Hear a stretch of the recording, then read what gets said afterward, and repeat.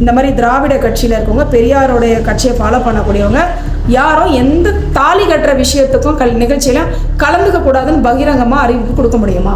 என்னன்னா இவங்கெல்லாம் என் மனதார இனிமேல் எந்த ஒரு திருமணத்துக்கு நாங்கள் போக மாட்டோம், தாலி எடுத்து கட்டுறதை நாங்கள் ஏற்றுக்க மாட்டோம் அப்படின்னு சொல்லி ஒரு அறிவிப்பு கொடுக்க சொல்லுங்களேன். அதே மாதிரி திருமண நிகழ்ச்சிகளை அந்த திராவிட தலைவர்களோட எந்த ஒரு ஃபோட்டோக்களையும் போடக்கூடாதுன்னு சொல்லுங்களேன். தாலியே கட்டிக்காமல் வாழ சொல்லுங்களேன். இவங்கெல்லாம் திருமணம் செய்து கொடுக்குறதே கிடையாதா? இப்போ திடீர்னு ஒரு பீச்சுக்கு போயிருக்கேன், நான் என் குழந்தைங்களோட உட்காந்துட்ருக்கேன். இந்த என்ன பக்கத்தில் கொஞ்சம் தள்ளி வந்து ஒரு ஜோடி உட்காந்துட்ருக்காங்க. ஒரு ஜோடி உட்காந்துக்கிட்டு ரொம்ப சிரித்து பேசுகிறாங்க, ரொம்ப ஜாலியாக பேசுகிறாங்க, இல்லை எப்படியே பேசிக்கிறாங்க, ரொம்ப ஜாலியாக. அவங்கள வந்து நான் என்ன பார்வையில் பார்க்கணும்னு சொல்லுவேன்.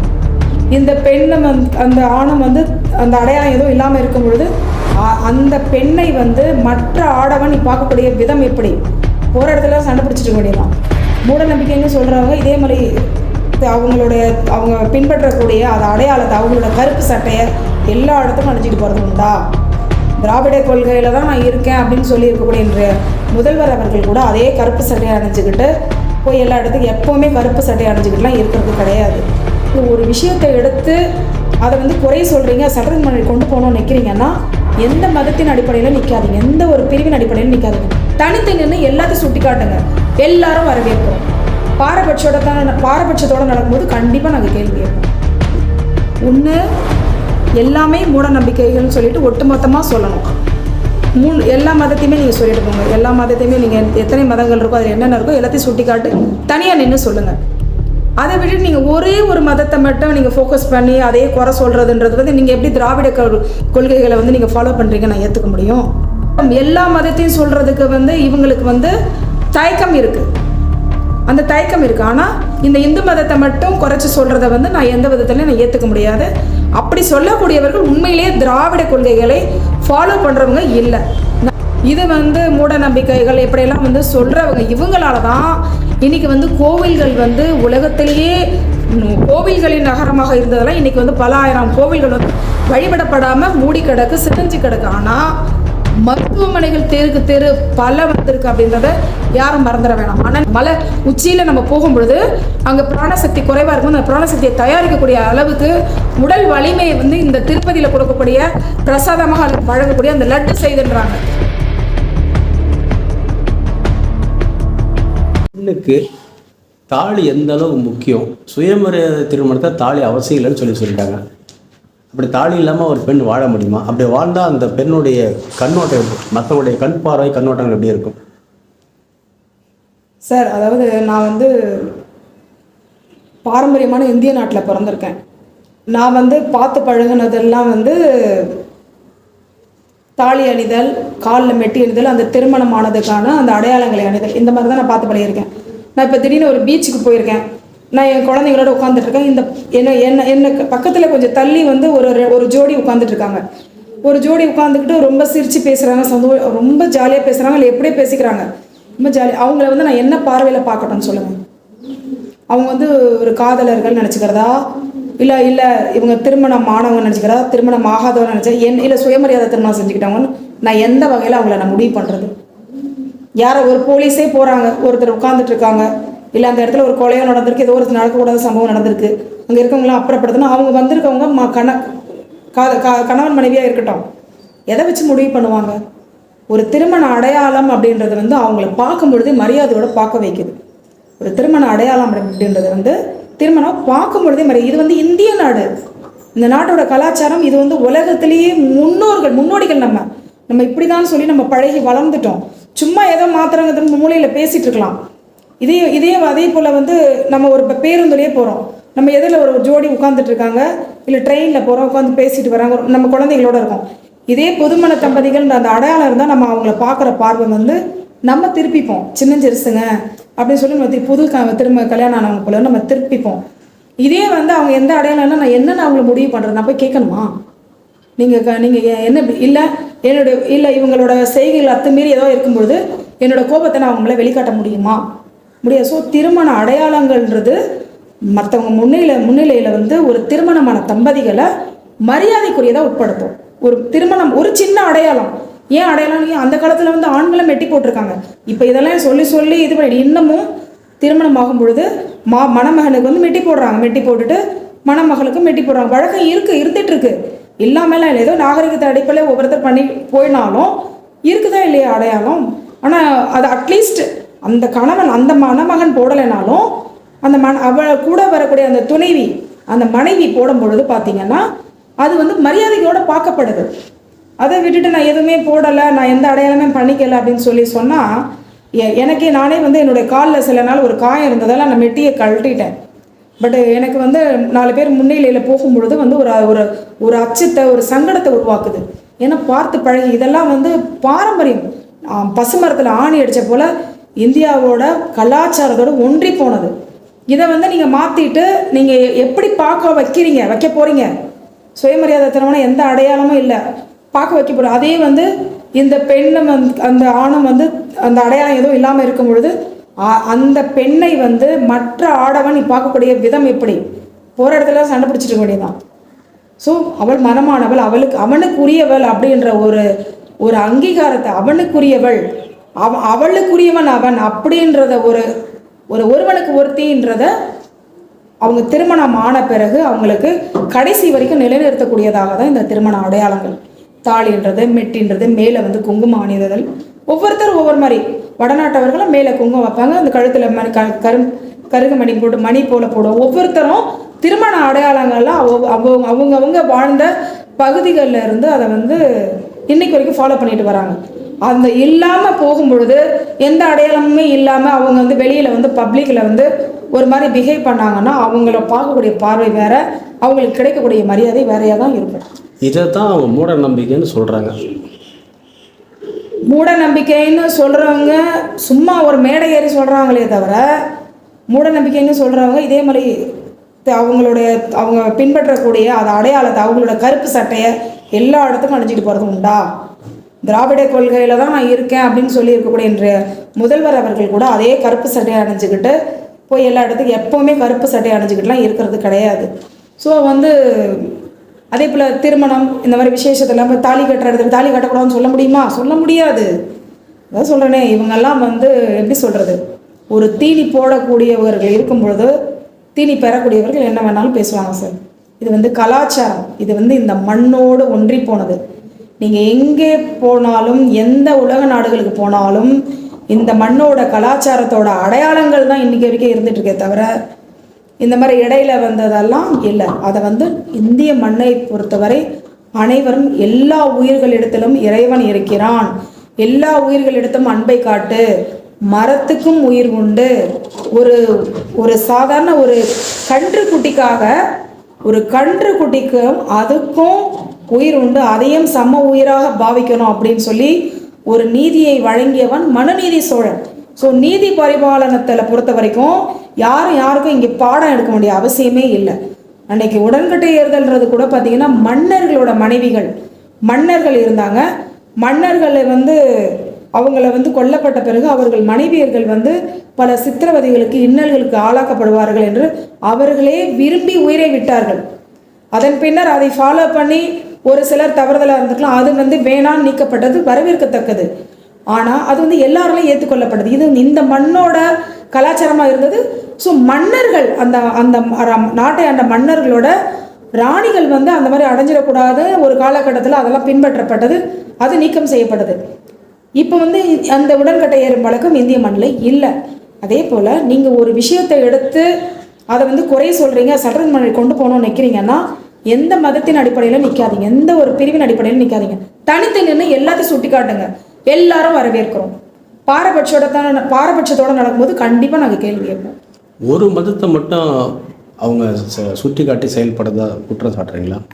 அதாவது பார்த்தீங்கன்னா ஒன்று எல்லாமே மூட நம்பிக்கைகள்னு சொல்லிட்டு ஒட்டுமொத்தமாக சொல்லணும். எல்லா மதத்தையுமே நீங்கள் சொல்லிட்டு போங்க. எல்லா மதத்தையுமே நீங்கள் எத்தனை மதங்கள் இருக்கோ அதில் என்னென்ன இருக்கோ எல்லாத்தையும் சுட்டி காட்டு தனியாக நின்று சொல்லுங்கள். அதை விட்டுட்டு நீங்கள் ஒரே ஒரு மதத்தை மட்டும் நீங்கள் ஃபோக்கஸ் பண்ணி அதே குறை சொல்கிறதுன்றது வந்து நீங்கள் எப்படி திராவிட கொள்கைகளை வந்து நீங்கள் ஃபாலோ பண்ணுறீங்க நான் ஏற்றுக்க முடியும்? சரிங்களா? இப்போ வந்து எனக்கு வந்து நான் படிச்சிருக்கேன், எனக்கு வந்து மத நம்பிக்கை உண்டு.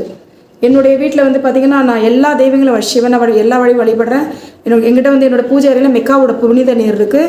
வேளாங்கண்ணிக்கு போயிட்டு வந்த புனித நீர், அந்த வேளாங்கண்ணி தீர்த்தம்னு சொல்லி கொடுப்பாங்க.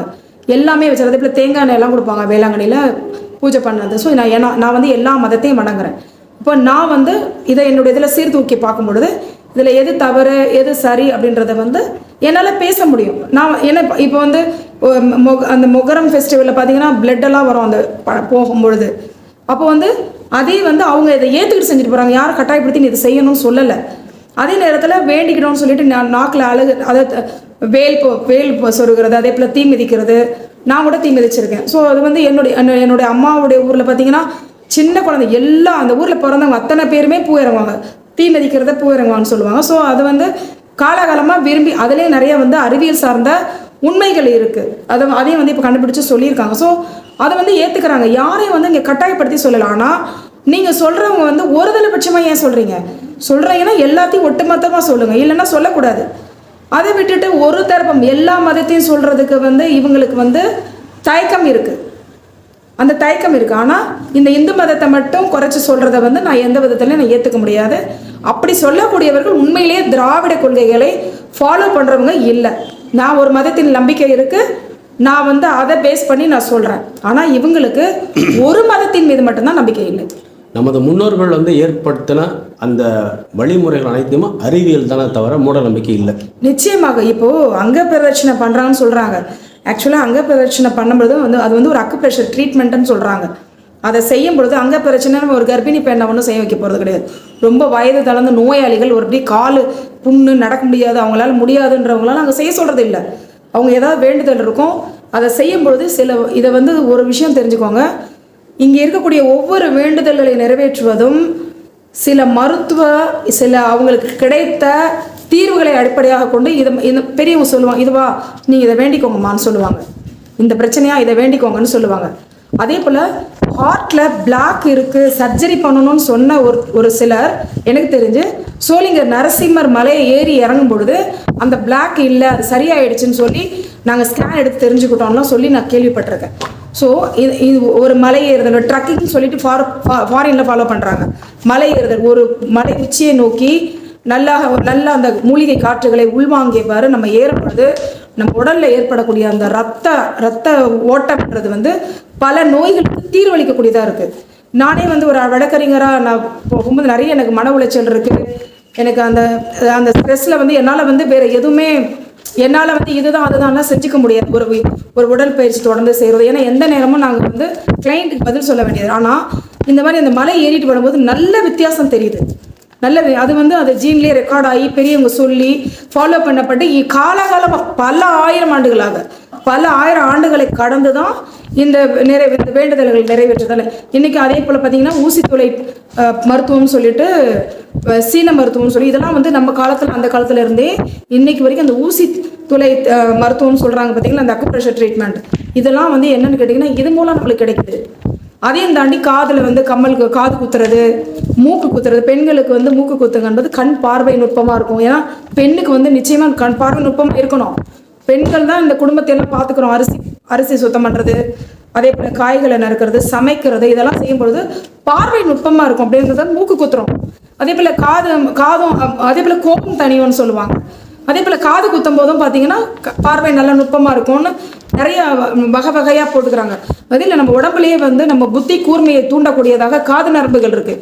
அதில் சில கம்மல்களை போட்டு அதை அசையும் பொழுது நம்மளுக்கு வந்து நல்ல ஒரு புத்தி கூர்மையாக இருப்போம் அப்படின்னு இப்போ பல அறிவியல் இப்போ ஆராய்ச்சியில் கண்டுபிடிச்சு சொல்கிறாங்க. ஆனால் அதை வந்து நம்ம முன்னோர்கள் முன்னாடியே செய்திருக்காங்க. ஸோ நம்ம முன்னோர்களுடைய அவர்களை தழுவி அந்த பின்பற்றர்கள் அனைத்துமே அறிவியல் சார்ந்துதான் இருந்திருக்கு அப்படின்றது இப்போ வந்து ஒன்றா கண்டுபிடிச்சு சொல்லிட்டு வந்துட்டு இருக்காங்க. ஸோ இது வந்து மூட நம்பிக்கைகள் எப்படியெல்லாம் வந்து சொல்கிறவங்க இவங்களால தான் இன்னைக்கு வந்து கோவில்கள் வந்து உலகத்திலேயே கோவில்களின் நகரமாக இருந்ததெல்லாம் இன்னைக்கு வந்து பல ஆயிரம் கோவில்கள் வந்து வழிபடப்படாமல் மூடி கிடக்கு, சிதைஞ்சு கிடக்கு. ஆனால் மருத்துவமனைகள் தெரு பல வந்திருக்கு அப்படின்றத யாரும் மறந்துட வேணாம். மனநல மருத்துவமனைகள், ஒரு குழந்தை இல்லை என்ற மருத்துவமனைகள், ஒவ்வொரு கோவில்களுக்குள்ளேயும் பல மருத்துவத்தன்மை வாய்ந்த மூலிகை தன்மை வாய்ந்த மரங்களும் இன்னைக்கும் இருந்துகிட்டு இருக்கு. வில்வம் இலை சாப்பிட்டா எத்தனையோ நோய்களுக்கு அது தீர்வு. அருகம்புல்ல இன்னைக்கு எத்தனையோ நோய்களுக்கு தீர்வுன்னு சொல்லிட்டு இன்னைக்கு கண்டுபிடிக்கிறாங்க. அதே போல் ஒவ்வொரு இலையும் பஞ்சாமிர்தம் அதே போல் பார்த்தீங்கன்னா திருப்பதி மலை மேலே போனோன்னா உங்களுக்கு அந்த கொடுக்கக்கூடிய லட்டில் பார்த்தீங்கன்னா சேர்க்கக்கூடிய பச்சை கற்பூரம், ஏலக்காய், கிராம்பு, இது வந்து அங்கே பிராணசக்தி அதிகரிக்குதுன்றாங்க. அந்த மலை உச்சியில் நம்ம போகும் பொழுது அங்கே பிராணசக்தி குறைவாக இருக்கும். அந்த பிராணசக்தியை தயாரிக்கக்கூடிய அளவுக்கு உடல் வலிமையை வந்து இந்த திருப்பதியில் கொடுக்கக்கூடிய பிரசாதமாக வழங்கக்கூடிய அந்த லட்டு செய்துன்றாங்க. பழனி பஞ்சாமிர்தம் நவபாஷான சிலை அப்படின்னு ஒரு சிலையை உருவாக்கி அதில் நாட்டு மாட்டு நெய், அதே போல் பனங்கற்பட்டி, அதே போல் வந்து பழங்கள் இதையெல்லாம் சேர்த்து தேன் பார்த்தீங்கன்னா இன்றைக்கி தேனெல்லாம் இல்லை, அந்த நவபாஷான சக்தியை வந்து நம்மளுக்கு கொடுத்துட்டு இருந்தாங்க. இந்த நோய்கள்லாம் எட்டி பார்க்கல சித்தர்கள் ரொம்ப அழகாக இது போன்ற நவபாஷான சிலைகள் இதெல்லாம் கொடுத்து நம்ம நோய் நொடியிலேருந்து நம்ம தீர்வை பெற்று நல்ல ஆரோக்கியமாக வாழணும்னு அவங்களும் பல நூறு ஆண்டுகளை கடந்து வாழ்ந்துருக்காங்க. அப்படி தான் இந்த இவரை வாழ்ந்து ஜீவசமாதி அடைஞ்சிருக்காரு. ஸோ இது மாதிரி நம்ம முன்னோர்கள் ரொம்ப அழகாக மனிதர்கள் வாழக்கூடிய அந்த ஆயுள் காலம் வரை வாழ வைத்திருக்கார்கள். அதற்கான வழிமுறைகள் சொல்லியிருக்காங்க. இது போன்ற சொல்லக்கூடிய இவங்களால பார்த்தீங்கன்னா இன்னைக்கு வந்து நம்மளுக்கு வந்து அதாவது ஒரு உறுப்புக்கும் ஒரு மருத்துவரை பார்த்துட்டு இருக்கோம். ஒரு 20-30 வருஷத்துக்கு முன்னாடி எனக்கு தெரிஞ்சு ஒரு டாக்டர் தான் பார்த்துட்டு இருந்தாங்க. ஒரு உறுப்புக்கும் ஒரு டாக்டர். ஒரு பல்லை பார்த்தோம்னா பக்கத்தில் ஒரு பல்லு, அடுத்த அஸ்திவாரம் போடுறாங்க, இந்த பல்லுக்கு நீங்கள் வரணும். ஒரு வாய்க்குள்ள வந்து பிரிட்ஜு கட்டுறாங்களாம், பிரிட்ஜு கட்டி பல்ல சொல்லுறாங்களாம். ஆளு வேலம் பல்லு குறித்து ஒரு சின்ன வார்த்தையில சொல்லிட்டு போயிட்டாங்க. ஸோ இன்னைக்கு நானே பாருங்க பல இந்த மாதிரி பேஸ்ட் அதுதான் அலைஞ்சிட்டு கடைசியில் வேணான்னு சொல்லிட்டு ஹெர்பல் பல் பொடியை வாங்கி விளக்க ஆரம்பிச்சு எனக்கு எந்த பல் வலியும் இல்லை. அப்போ நம்ம எதை நோக்கி பயணிச்சுட்டு இருக்கோம்? மனிதர்கள் வந்து மனித இனத்தின் அழிவை நோக்கி பயணித்துக் கொண்டிருக்கிறார்கள், தள்ளப்பட்டு கொண்டிருக்கிறார்கள். இது போன்ற பாரம்பரியமும் பழமையும் மனிதர்களை நீண்ட ஆயுளுடன் எந்த மன உளைச்சலும் இல்லாமல் ஆயக்கலைகள் 64 சொல்லி 64 கலைகளை கற்றுக்க சொன்னாங்க. நீட்டுன்னு ஒரே எக்ஸாமை காமிச்சு இன்னைக்கு எத்தனை பிள்ளைகளை கொண்டுகிட்டு இருக்கோம், எத்தனை பிள்ளைகளை நம்ம வந்து பறி கொடுத்துக்கிட்டு இருக்கோம். படிக்கும் பொழுதே வந்து பாட்டு கற்றுக்கணும், சிலம்பம் கற்றுக்கணும், நாட்டியம் கற்றுக்கணும், பல வகைகள் சமையலை கற்றுக்கணும், தையலை கற்றுக்கணும், என்னென்ன வகைகள் எத்தனை கலைகள் நம்மளுடைய நாட்டில் இருந்திருக்கு. ஒவ்வொரு உபகரணங்களை கற்றுக்கிறாங்க, ஒவ்வொரு இசைக்கருவிகளை கற்றுக்கிட்டாங்க. இன்னைக்கு எல்லாத்தையும் விட்டுட்டு நம்ம அனைவரும் ஒரு அழிவை நோக்கி சுட்டி காட்டப்பட்டு வழி நடத்தப்பட்டு கொண்டு இருக்கிறோம். நிறைய சீர்திருத்தம் செஞ்சுக்கிறாங்க மேடம் திமுக காரங்க. திமுக, அதிமுக, பெரியார் சம்பந்தப்பட்ட அனைவருமே பெரியாருடைய கொள்கையை கடைப்பிடிக்க தான் சொல்கிறாங்க. கடைப்பிடிக்கலன்னு நீங்கள் சொல்கிறீங்களா? சார், சீர்திருத்தம் அப்படின்னு செய்கிறாங்கன்னு சொன்னால் என்ன சீர்திருத்தம் இவங்க செஞ்சிட போகிறாங்க சார்? நம்ம முன்னோர்கள் செய்யாத சீர்திருத்தம் ஆதி காலத்துலேருந்து எல்லாமே இருந்திருக்கு சார். மறுமணம்ன்றது இருந்திருக்கு, காதல் திருமணம் இருந்திருக்கு, காந்தர்வ திருமணம், நிறைய வகை திருமணங்கள் இருந்திருக்கு சார். கவர்ந்து செல்வது, அதே போல் வந்து காதலிச்சாங்கன்னா அவங்க அது போரில் ஜெயித்து வீரத்தின் அடிப்படையில் திருமணம் செய்து கொள்கிற மாதிரி வகையாக நம்ம காலத்தில் அந்த காலத்துலேருந்து இந்த திருமணம்ன்றது இருந்திருக்கு. இப்போ இவங்க சொல்லக்கூடிய முறையிலலாம் பார்த்தீங்கன்னா ஒரு தாலி கட்டிக்காமல் திருமணம் பண்ணிக்கிறது. நான் வந்து பல திருமணங்கள் இது மாதிரி போய் ஃபெயிலியர் ஆனதை நான் பார்த்துருக்கேன். இந்த மாதிரி தாலி கட்டிக்காமல் திருமணம் பண்ணிக்கிறாங்க, எந்த ஒரு அடையாளமும் இல்லாமல் திருமணம் பண்ணிக்கிறாங்கன்றது வந்து ஒரு பேரளவில் செய்துக்கிறாங்களே தவிர, நானே பார்த்தேன் ஒரு வாட்டி பூந்தமல்லி கோர்ட்டுக்கு போகிற வழியில் தாலி ஏற்பு போராட்டம்னு வெள்ளிக்கிழமை அதுவுமா நடந்தது. அதில் கலந்துட்டவங்க யாருமே வந்து எந்த ஒரு திருமணத்திலையும் போய் கலந்துக்கிறது கிடையாதா? எந்த ஒரு திருமணத்திலையும் அதே போல் தாலி எடுத்து கொடுக்குற திருமண நிகழ்வுகளில் இந்த நிகழ்ச்சிகளில் பங்கேற்றவங்க கலந்துக்காமல் இருக்காங்களா?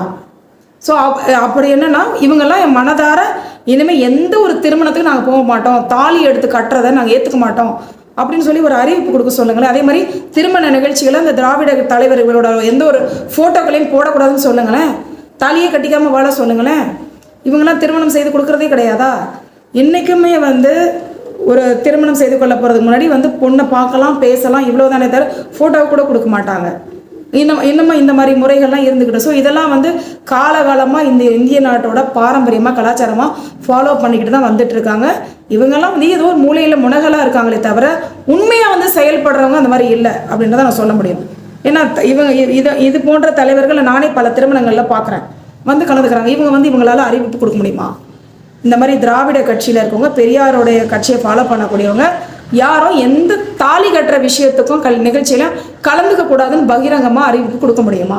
அதே போல் இன்றைக்கி ஆளக்கூடிய முதல்வராக இருக்கட்டும், இல்லை திமுக அந்த திராவிட கட்சி கொள்கையவே வந்து ஃபாலோ பண்ணக்கூடியவங்களாக இருக்கட்டும், எந்த ஒரு திருமணத்திலையுமே இந்த மாதிரி தாலி எடுத்து கட்டக்கூடிய திருமணத்தில் போயிட்டு கலந்துக்க கூடாது, அவங்களோட ஃபோட்டோ வந்து பேனரில் போடக்கூடாது, அவங்களோட பேரெல்லாம் ஃபோட்டோலாம் போட்டு இன்விடேஷனை அடிக்கக்கூடாதுன்னு பகிரங்கமாக அறிவிப்பு கொடுக்க முடியுமா? கொடுக்க மாட்டாங்க. சும்மா ஏதோ இவங்களுக்கு ஒரு பொழப்புக்காக ஏதோ செஞ்சுக்கிட்டு இருக்காங்களே தவிர இந்த முறையெல்லாம் யாருமே மாற்ற முடியாது. உலகமே கை தள்ளக்கூடிய கலாச்சாரத்தை கொண்டது இந்திய கலாச்சாரம். அதில் தமிழர்கள் அப்படின்றது நம்ம மூத்த குடிகள் எல்லாருக்குமே வழிகாட்டியாக இருக்கக்கூடியவர்கள். இந்த திருமணம் அப்படின்றது, அந்த தாலியை கட்டுதல் அப்படின்றது வந்து அந்த பந்தத்தை வந்து ஒரு இணைக்கக்கூடிய மனதளவில் எல்லாமே அறிவியல் பூர்வமாக, இதெல்லாம் வந்து அறிவியல் பூர்வமாக என்னுடைய மனைவின்ற அந்த இடத்துல வந்து மைண்ட் ஃபிக்ஸ் பண்ணுது. அந்த மாதிரி தாலியை கட்டிக்கிட்டு அவங்களோட குழந்தைகளை வாரிசுகளை வளர்த்து, ஏன்னா உண்மையிலே பார்த்தீங்கன்னா எல்லா உயிரினங்களுமே வந்து அதாவது பிறந்தவொடனே 1 மாதம் 2 மாதத்துல குட்டிங்க நடந்துடும், வளர்ந்துடும், நீந்திரும், மீனாக இருந்தால் பறவையாக இருந்தால் பறந்துடும். நம்ம மனித இனம் மட்டும்தான் பார்த்தீங்கன்னா ஒரு குறிப்பிட்ட வயது வரைக்கும் அதை நம்ம பாதுகாக்கணும். 14 வயசு வரைக்கும் அதுக்கு கல்வியை கொடுக்கணும். 14 வயசு வரைக்கும் அது வந்து யார் தாயோட அரவணைப்பில் இருக்கணும். அப்படியெல்லாம் வந்து நம்மளோட இந்து மதத்தில் அந்த குழந்தைகளின் அடிப்படையில் இந்த திருமண பந்தம் அடிப்படையில் நிறைய திருமணங்கள் நிறைய சக்ஸஸாக போயிட்டு இருந்திருக்கு. என்னைக்கு இந்த மாதிரிலாம் இவங்களை கொண்டு வந்தாங்களோ இன்றைக்கி நீதிமன்றங்கள் நிரம்பி வழியுது. ஸோ திருமணம் அப்படின்றது என்றைக்குமே கை தொழக்கூடியது, கௌரவத்திற்குரியது, போற்றுதலுக்குரியது. இந்த போல் தாலி கட்டி கொள்ளாமல் இந்த மாதிரி இவங்க சொல்கிற மாதிரியெல்லாம் நிறைய திருமணம் செய்து ஃபெயிலியர் ஆனதான் நான் பார்த்துருக்கேன். கள்ளக்காதல் கூட இது வழி செய்யலாம் இல்லை மேடம்? திருமணம் தாலி கட்டிக்காம பெண்கள் இருக்கும்போது கள்ளக்காதலுக்கோ அல்லது விவாகரத்து கூட இது ஒரு பெரிய ஒரு முன்னுதாரணமாக இருக்குமா? ஆமாம், அதாவது ஒரு திருமணம் அப்படின்றது வந்து இரு வீட்டு பெரியோர்கள் இணைந்து தன்னுடைய மகனுக்கு மருமகளை மகளுக்கு மருமகனன்னு தேர்ந்தெடுத்து 2 குடும்பங்கள் ஒன்றிணைந்து அதன் மூலம் இருக்கக்கூடிய இந்த உறவுகளின் அடிப்படையில் தன்னுடைய மகள் வந்து அதே அவங்களுடைய குடும்பத்திலேயே உள்ள ஒரு மணமகனுக்கு ஒரு திருமணம் செய்து கொடுக்கப்படும் பொழுது இந்த பெண் வந்து அங்கே போய் எதையும் கற்றுக்க வேண்டிய அவசியம் இல்லை. இந்த வீட்டில் என்ன செய்தாலோ என்ன சமைத்தாலோ அதையே தான் தான் போகிற வீட்லேயும் போய் செய்ய போகிறான். இந்த வீட்டில் நான் பார்க்குறேன், என்னுடைய உறவுகளுக்குள்ளே நான் போகும்பொழுது பார்த்தீங்களேன்னா நான் இங்கே என்ன என்னோடய அம்மாவால் நான் சொல்லிக் கொடுக்கப்பட்டு நான் வளர்ந்தேனோ அதே தான் அங்கேயும் ஃபாலோ பண்ணுறாங்க. ஆனால் வேறு குடும்பங்களுக்கு போகும்போது இல்லை நாங்களாம் இப்படி அப்படின்னு அவங்க சொல்கிறத நம்ம புரிஞ்சுக்க முடியும். இதன் அடிப்படையில் தான் உறவுகளுக்குள்ள அவங்கவுங்களுக்குள்ளே திருமணம் செய்து கொடுக்கணும். இந்த பழக்க வழக்கம் எல்லாம் வந்தது. ஒரு இறை வழிபாடாக இருக்கட்டும், எல்லா விஷயத்துலையுமே நம்ம வந்து ஒரு குடும்பத்திலிருந்து நான் அந்த பெற்றோர்களால் அவங்களால வந்து ஒரு பார்த்து தேர்ந்தெடுக்கப்பட்ட திருமண வாழ்க்கைகளை போகும்பொழுது எந்த ஒரு வித்தியாசமும் தெரியறதில்ல. அந்த பொண்ணு போன உடனே வாழ முடியுது. அந்த ஒரு அச்சம் வந்துடக்கூடாதுன்னு அந்த சீதன பொருளை கூட காய்கறிகள் முற்பட்டு கடுகு சீரகம் என்னெல்லாம் அந்த சமைக்கிறதுக்கு தேவையோ அத்தனை பொருளையும் அந்த பொண்ணுக்கு கொடுத்து அனுப்புகிறாங்க. அந்த அவங்க கொடுத்து விட்ட அந்த பொருள்கள் காலியாகிறதுக்குள்ள இந்த பொண்ணு அந்த குடும்பத்தோடு ஒன்றி இணைந்து நல்லா பழகி அதுக்கு அந்த தயக்கம் அந்த அச்சம் இருக்கக்கூடாதுன்றது மறுவீடு போகிறாங்க. அப்போ வந்து பெரிய வயதானவர்கள் கேட்குறாங்க, என்னம்மா சந்தோஷமாக வாழ்ந்தீங்களா என்ன ஏதுன்னு ஒரு மறைமுகமாக சில கேள்விகளை எழுப்பி அதுக்கு அந்த பெண் வேட்பாளர் செய்யக்கூடிய அந்த வெக்கப்படுதல் அதை அளிக்கக்கூடிய பதிலை வச்சு அந்த பெண் வந்து நல்லா வாழ்ந்திருக்கா அப்படின்றத வீட்டு பெரியவர்கள் வந்து முடிவு செய்தாங்க. ஆனால் இன்னைக்கு வந்து ஒரு 10 வழக்கில் 4 வழக்கு வந்து திருமணம் செய்து கொடுத்த பெண் அதே நிலையில் இன்னைக்கு வீட்டுக்கு வரா. ஏன்னா இந்த மாதிரி வந்து இந்த சில முறைகள் எல்லாம் மாறி போகுது. காதல் திருமணம் என்ன நடந்தது ஏது ஒன்றுமே தெரியல. அது மாதிரி நிறைய திருமணங்கள் வந்து இன்றைக்கி வந்து தோல்வி அடைகிறதுக்கு இதெல்லாம் வந்து பல காரணமாக இருக்குது. ஸோ முன்னோர்கள் வந்து ரொம்ப அழகாக இந்த திருமணத்தை தொடர்ந்து நடக்கக்கூடிய சடங்குகள் இதையெல்லாம் வந்து அதை வந்து ரொம்ப அருமையாக கொண்டு போய் நல்ல சிறப்பாக வாழ வச்சுருக்காங்க. அதே போல் அந்த பெண் கர்ப்பிணி ஆகும் பொழுது அந்த பொண்ணுக்கு ஏற்படக்கூடிய அந்த சடங்குகள், திருமணம் முடிஞ்சோடனே தாலி மாற்றுதல், இந்த மறுவீடுன்னு போகிறது, உறவுகள்லாம் அழைத்து அவங்களுக்கு வந்து அந்த ஒரு அச்சத்தை தான் வந்து திருமணம் முடிஞ்சு போயிட்டோம் அப்படின்னும்போது அந்த பெண் வந்து எந்த மாதிரி பயப்படுறாங்களோ அந்த மணமகன் எப்படி நினைக்கிறான் அந்த அச்சத்தெல்லாம் போக்குறாங்க. திருமணத்துக்கு முன்னாடி கூட பார்க்குறேன் ரொம்ப அழகாக சில விஷயங்கள். நேற்று கூட ஒரு திருமணத்தில் கலந்துக்கிட்டேன். அந்த மாப்பிள்ளை வந்து வேறு வெளியில் பெண் எடுக்கும்போது அந்த தாய் மாமனை அழைச்சி சொல்கிறாங்க, எங்கள் வீட்டு பெண்ணை வந்து நாங்கள் இந்த மாதிரி வேறு இடத்துல திருமணம் முடிச்சு கொடுக்குறோம், அதுக்கு சம்மதமான்ற மாதிரி.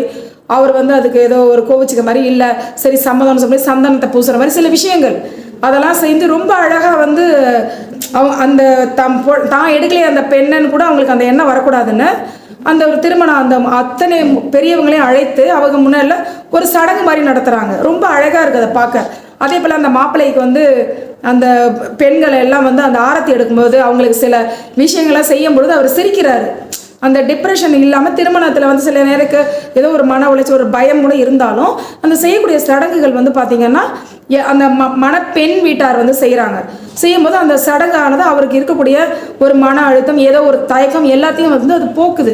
ரொம்ப அழகாக நம்ம முன்னோர்கள் இந்த திருமணம் இந்த தாலியை கட்டுதல் அப்படின்ற வரைக்கும் அதை தொடர்ந்து நடத்தக்கூடியது, அவங்கள வாழ வைக்கக்கூடியது, ஒரு குழந்தை பிறப்பு அதுக்கப்புறம் நடத்தக்கூடியது, அந்த பெண் பூப்பு, இது எல்லா வகையிலையும் அந்த குழந்தைக்கு அந்த அந்த அந்த அந்த கணவன் மனைவிக்கும் அவங்களோட வாரிசுகளுக்கும் இந்த ரெண்டு குடும்பமும் எந்த அளவுக்கு அவங்க சப்போர்ட் பண்ணுறாங்க, திருமணம் பேர பேத்தி கொள்ளு பேரம்பேத்தி அப்படின்ற வரைக்கும் தொடர்ந்து கொண்டு போயிட்டு இருக்காங்க. இது இந்த திருமணத்தால் மட்டும்தான் நிச்சயமாக நடக்க முடியுமே தவிர, இது போல் யார் என்னன்னு தெரியாமல் திருமணம் முடிச்சுட்டு போயிட்டேன், கடைசியில் பார்த்தா அந்த கல்யாணம் பண்ணிக்கிட்டு போனேன் அவருக்கு ஏற்கனவே 2 பெண் குழந்தைகள் இருக்குது, அவர் என்னை ஏமாத்திருக்காரு, அவர் இந்த மாதிரி தனியாக வாழலான்னு கூப்பிட்டாரு, சீக்கிரமாக முடிஞ்சு போகுது.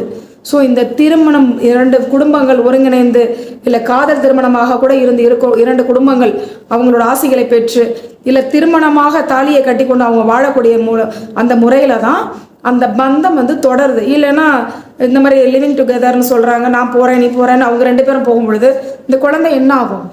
அது அவர்களுக்கு பிறந்த அந்த குழந்தை தனித்து விடப்படும். அது தவறான வழிக்கு அந்த சமுதாயத்தையே அது தவறான ஒரு பாதைக்கு அழைத்து செல்லும். ஸோ நம்ம முன்னோர்கள் கொண்டு வந்த அந்த திருமணம்ன்றது நம்ம பெரியோர்களால் அந்தந்த கலாச்சாரத்துக்கு ஏற்றபடி அந்தந்த பிரிவுகளால் அது ரொம்ப போற்றுதலுக்குரியது தானே தவிர, தாலி இல்லாமல் வாழ்வது என்பது இந்த இந்திய மண்ணில் எந்த வகையிலையும் சாத்தியம் இல்லை.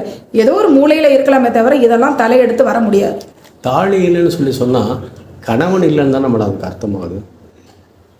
நிச்சயமாக நம்மளுடைய அதாவது ஒவ்வொரு இந்தியாவில் பார்த்திங்கன்னா இப்போ பெங்காலிவங்களும் வளையல் போடுவாங்க. ஒவ்வொருத்தருக்கும் ஒரு திருமண அடையாளம், அந்த அடையாளத்தை அங்கே நம்ம அதை செலுத்தும் பொழுது அவங்க அதை ஏற்றுக்கொள்ளும் பொழுது பார்த்திங்கன்னா அந்த திருமணம் பூர்த்தி ஆகுது. இன்னையிலேருந்து இவ எனக்கு மட்டும்தான் அப்படின்ற அந்த ஒரு உறுதி ஏற்படுது. எத்தனையோ காதல் திருமணம் செய்து கொண்டவர்கள் சார் தாலியெல்லாம் பண்ணி கட்டிக்கல, தனிப்பட்ட முறையில் ரெஜிஸ்டர் பண்ணியிருக்காங்க, ஒன்றா அங்கங்கே வாழ்ந்துருக்காங்க. பார்த்திங்கன்னா அவங்க பேரண்ட்ஸுக்கும் தெரியக்கூடாது, இவங்க பேரண்ட்ஸுக்கும் தெரியக்கூடாதுன்னு திருமணத்தை ரத்து பண்ணணும்னு வராங்க. நீங்கள் திருமணத்தை வேணும்னா எங்கே வேணாலும் கோவிலில் பண்ணிக்கலாம், இல்லை ரெஜிஸ்டர் ஆஃபீஸில் பண்ணிக்கலாம், இல்லை எங்கேயும் தனிப்பட்ட முறையில் நாங்கள் 2 பேரும் திருமணமாக 2 பேர் கணவன் மனைவியாக ஏற்றுக்கணுன்றதால நீங்கள் பதிவு பண்ணிக்கலாம். ஆனால் விவாகரத்தின் பொழுது சட்டப்படி அதுக்கு என்னென்ன முறைகளோ அவங்க 2 வீட்டுக்கு முறையாக நோட்டீஸ்லாம் அனுப்பி தான் அந்த திருமணம் ரத்து செய்யப்படும். அப்படி இல்லைன்னா மியூச்சுவல் கன்சென்ட்னு ஒன்று போடுவோம், அதையும் போட்டு ஃபைல் பண்ணுவோம். இவ்வளோதானே தவிர திருமணமே இல்லாமல் தாலியே கட்டிக்காமல் அப்படின்றதெல்லாம் பெரும்பான்மையாக அது தோல்வியை தான் தரும். பெரும்பான்மையானதை தான் நம்ம எடுத்துக்க முடியும் தவிர, ஏதோ ஒரு மூலையில் இங்குமா அங்குமா இருக்கிறது ஒழுங்கீனமாக சில போகக்கூடியதெல்லாம் நம்ம ஏற்றுக்க முடியாது.